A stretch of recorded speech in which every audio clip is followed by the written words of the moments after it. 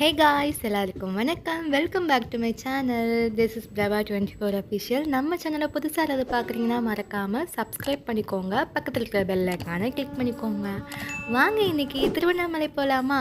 கார்த்திகை தீபத்தை ஒட்டி நாங்கள் திருவண்ணாமலைக்கு போகலான்னு ஒரு பிளான் பண்ணோம். பட் இந்த பிளான் சடன்லி எடுத்த பிளான் தான்.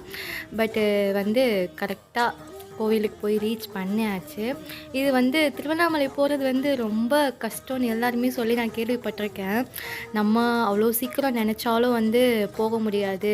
அது ஒவ்வொரு நேரம் வரும், நேரக்காலம் வந்தால் தான் எல்லாமே கைகூடி வரும்னு சொல்லியிருக்காங்க. ஸோ அதே மாதிரி நம்மளும் திருவண்ணாமலை போய் ரீச் பண்ணி அந்த அண்ணாமலையார் தரிசனத்தை பார்க்குறதுக்கு நானும் ரொம்ப ஈகராக வெயிட் பண்ணிகிட்டு இருந்தேன். கோயிலில் அவ்வளோ கூட்டங்க, எங்கே பார்த்தாலும் கும்பல் கும்பலாக நின்றுட்டு சாமி எப்போ வரும், தேர் எப்போ வரும், எல்லாமே ஒரு மாதிரி ஈகராக இருந்துச்சு. பார்க்கவே அவ்வளோ அழகாக இருந்துச்சு. தேர் பார்த்தேன். ஆக்சுவலாக அந்த தேருக்கு ஒரு கதை இருக்குது. அந்த லவ் ஸ்டோரி தெரிஞ்சவங்க கீழே கமெண்ட்டில் சொல்லிட்டு போங்க. திருவண்ணாமலை நானும் இப்போ தான் ஃபஸ்ட் டைம் அதோட ஸ்டோரியெல்லாம் கேள்விப்பட்டேன். இந்த சாமியை பற்றி அவங்களுக்குலாம் இவ்வளோ ஐதீகம் இருக்குது. அந்த கோவில் இவ்வளோ பழமையான கோவில், அந்த கோவிலுக்கு ஒவ்வொரு ஸ்டோரி இருக்குது அப்படின்றத எனக்கு யாராவது தெரிஞ்சிருந்தீங்கன்னா கீழே கமெண்ட்டில் டீட்டெயில்ஸாக சொல்லிட்டு போங்க, நானும் தெரிஞ்சுக்கிறேன். திருவண்ணாமலை சுற்றி பார்த்ததில் ஒரு அழகான ஒரு வில்லேஜ் ஸ்டைலில் இருந்துச்சு. எனக்கு ரொம்ப பிடிச்சிருந்துச்சு. அம்மா சொல்லிக்கிட்டே இருந்தாங்க நல்லா இருக்குது அப்படின்னு.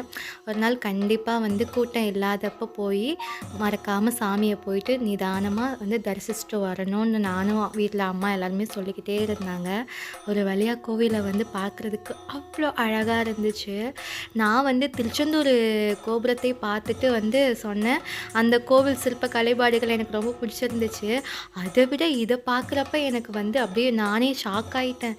ஐயோ எவ்வளோ உயரமாக இருக்குது. அந்த கோவிலேருந்து மாலையும் தொங்க விட்டுருந்தாங்க மேலேருந்து. கார்த்திகை தீபத்தை இப்போ தான் கோபுரத்தில் அழகாக ரெடி பண்ணியிருப்பாங்க. மாலையெல்லாம் தொங்க விட்டுருப்பாங்க. மற்ற சீரியல் லைட்டும் அழகாக தொங்க விட்டுருப்பாங்க. மலை மேலே தீபம் ஏற்றின உடனே கோபுரம் அழகாக ஜொலிக்கும். நைட் நேரத்தில் பார்க்கவே சூப்பராக இருக்கும். நாங்களும் ஈகராக வெயிட் பண்ணிகிட்டு இருந்தோம், அது எப்படா நடக்கும் அப்படின்னு. எல்லா பக்தர்களும் ஒவ்வொருத்தாலாம் வெயிட் பண்ணிகிட்டே இருந்தாங்க. கூட்டம் தாங்கவே முடியலை. எங்கே பார்த்தாலும் கூட்டம், திரும்ப முடியலை. கால் வைக்கிற இடமெல்லாம் கண்ணி வெடி வச்ச மாதிரி ஒவ்வொரு செருப்புகளும் நிறைய இருந்துச்சு, நகலவே முடியலை. பட் இருந்தாலும் எல்லாரும் பொறுமையாக சாமி பார்க்கறதுக்காக வெயிட் பண்ணிட்டு இருந்தாங்க. இந்த வீடியோவோட பார்ட் 2 நான் நெக்ஸ்ட் அப்லோட் பண்ணுறேன். Stay tune.